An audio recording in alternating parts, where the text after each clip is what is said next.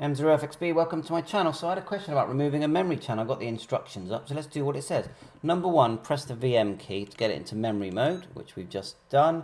Number 2, press and hold VM, which we've just done. Now it says rotate the dial to select the memory channel from which the data is to be cleared. Okay, so let's say it's number, I don't know, 110. Now let's press the AMS key like it says. Then it says confirm screen, MSK is displayed, and then press the AMS key again to clear the memory. Job done.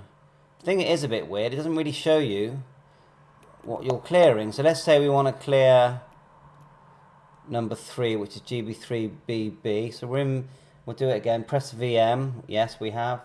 Press and hold VM key. Rotate the dial. So we wanted to get rid of number 3, wasn't it? Let's go to number 3. You can't actually see what you're going to delete. Cool, a lot of memory channels in this. I think we went the wrong way. So we're number 3, and then we're going to press the AMS key, and then press it again to confirm. And look at number 3. Yeah, number 3 has gone. Hope this helps you. Bye for now, 7-3.